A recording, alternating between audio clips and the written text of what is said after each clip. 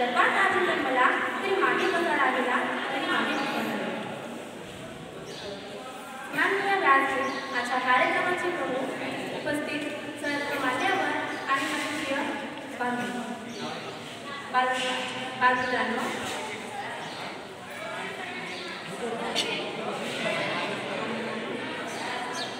सर्वप्रथम सर्वांना आदिवासी दिवसाच्या हार्दिक शुभेच्छा. मित्रांनो, आदिवासी हा दिवस म्हणजे आपल्या आदिवासी समाजाला जागृत करणे हा एक उद्देश आहे. आदिवासी हा शब्द आदि अधिक वासी या दोन शब्दांनी जमला असून याचा अर्थ म्हणजे प्राचीन काळापासून वास्तव्य करण्याचे होते. आपल्या आदिवासी समाजाला प्राचीन संस्कृती जोडल्या आहेत. मित्रांनो,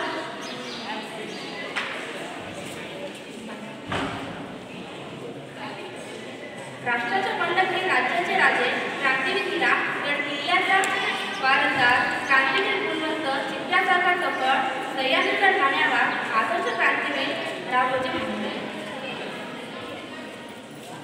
काळ कोणासाठी थांबत नाही, परंतु त्याच काळात छाताळावर पाय ठेवून जलदगत जगण्यासाठी उठाव करणारे क्रांतिवीर बिरसा मुंडा व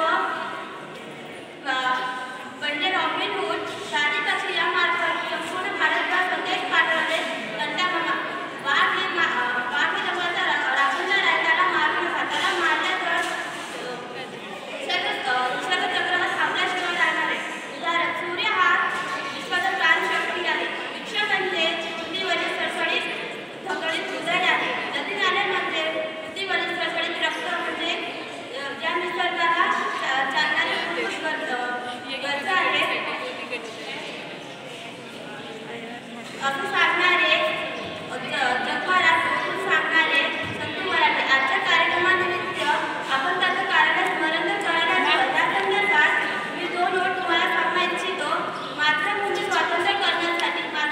स्वातंत्र्य करण्यासाठी तळहाती घेऊन प्राण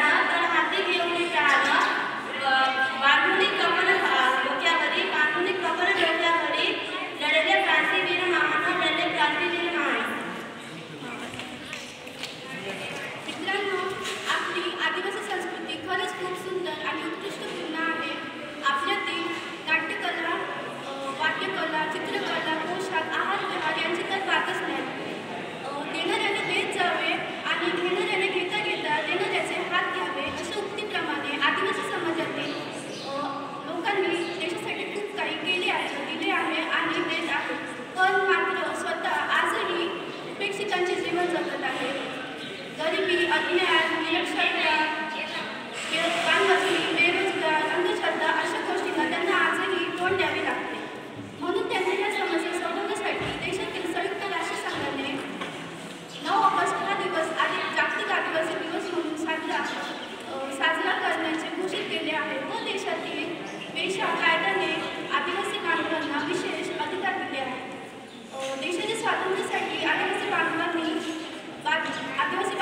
योगदान खरंच खूप मोलाचे आहे व इंग्रजांविरुद्ध लढताना अनेक वीरांना वीरमरणही आले आहेत. सर्व भारतवासियांनी प्रगतीच्या प्रवाहापासून दूर असणाऱ्या आदिवासी बांधवांना मुख्य प्रवाहात आणण्यासाठी सामाजिक गरज आहे. शेवटी एवढेच बोलावेसे वाटते की उठा आदिवासी बांधवांनो, पसरवा आपले बांधव, अनेक